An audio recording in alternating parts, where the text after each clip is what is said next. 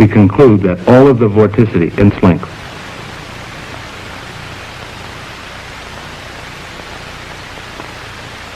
Upstream, 95% of the total vorticity is contained within this area. Downstream, 95% of the total vorticity is contained within this area. Viscosity acts through the mechanism of molecular diffusion to spread out the vorticity as it is convected downstream. The local boundary layer thickness is a measure of the distance vorticity has diffused away from the plate.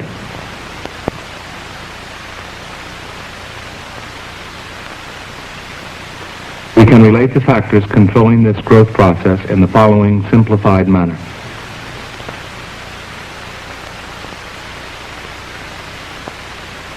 The diffusion length delta increases as the square root of the product of the kinematic viscosity nu and the time of diffusion t.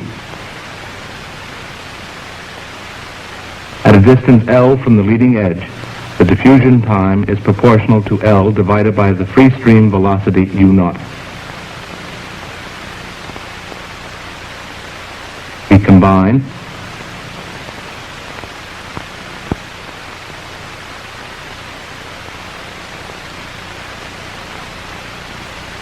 so delta over L is proportional to 1 over the square root of the Reynolds number.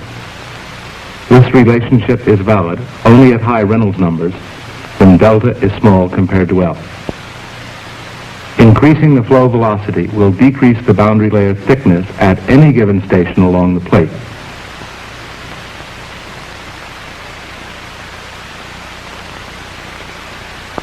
To see this effect, here is the normal flow.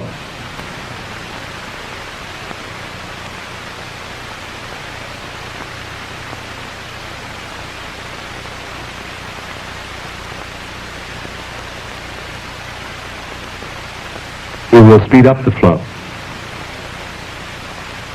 Now, the flow velocity outside the boundary layer has increased.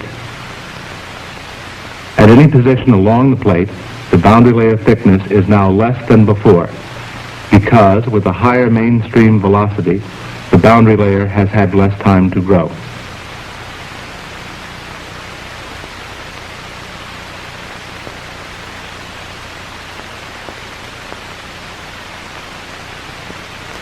We have seen the behavior of two-dimensional boundary layers on a flat plate in a uniform velocity field. So far, the pressure gradients in the flow direction have been negligibly small. However, in most flow situations, there are regions of decreasing pressure and regions of increasing pressure in the flow direction. We will examine these two flow situations separately. First, the case of a decreasing pressure or favorable pressure gradient in the flow direction. We will use this 2-to-1 flow contraction and watch the boundary layer along the flat side.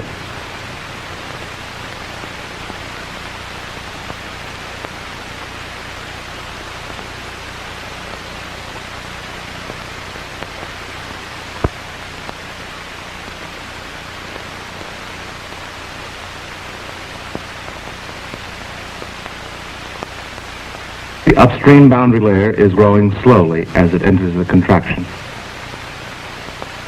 After the contraction, the boundary layer is thinner. Note that the distance from the wall to the streamline downstream is about half what it is upstream, because the two-dimensional flow contracts 2-to-1. In the contraction, the effect of the pressure gradient in the boundary layer is to enhance the already high shear stress or vorticity concentration very near the wall.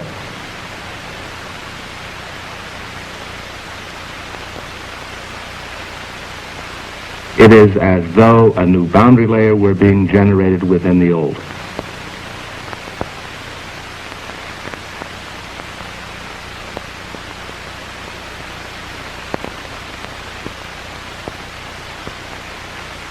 The combined profile at the exit is relatively thinner because there has been little time for growth of the new boundary layer by viscous diffusion.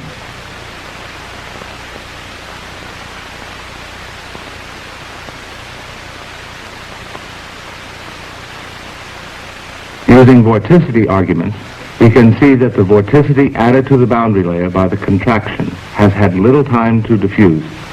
So downstream, a larger percentage of the total vorticity is nearer the wall.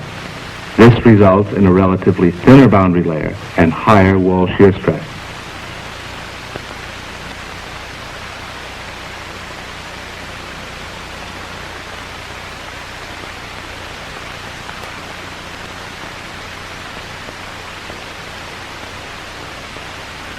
On the other hand, in a divergent channel, the boundary layer becomes thicker, with a corresponding decrease in wall shear stress. In this case, we have an unfavorable pressure gradient. The increasing pressure associated with a decreasing mainstream velocity decreases the velocity in the boundary layer, so velocity gradients and shear stress are less, and the boundary layer is thicker.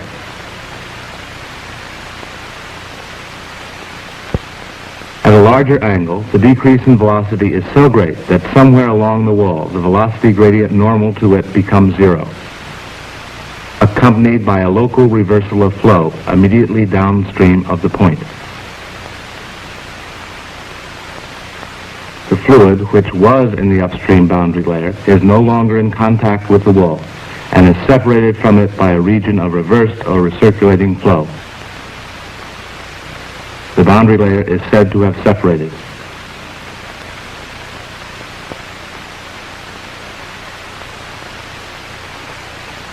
Point on the wall where the fluid in the upstream boundary layer meets the fluid from the region of flow reversal is called the separation point. The wall shear stress is zero there. Here, the point of separation of the laminar boundary layer is near the first wire.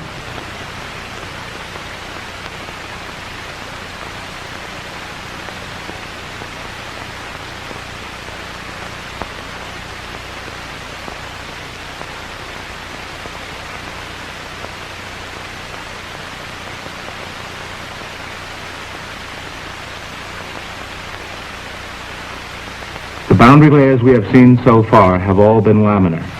However, in most practical high Reynolds number situations, the boundary layers are not laminar. Rather, they are turbulent. Flow along a cylinder filmed with a high-speed camera can show the stages in the transition of the boundary layer from a laminar one to a turbulent one.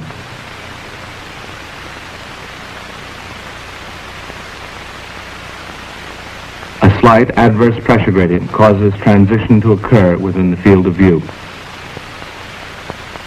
The steps in the transition are very complicated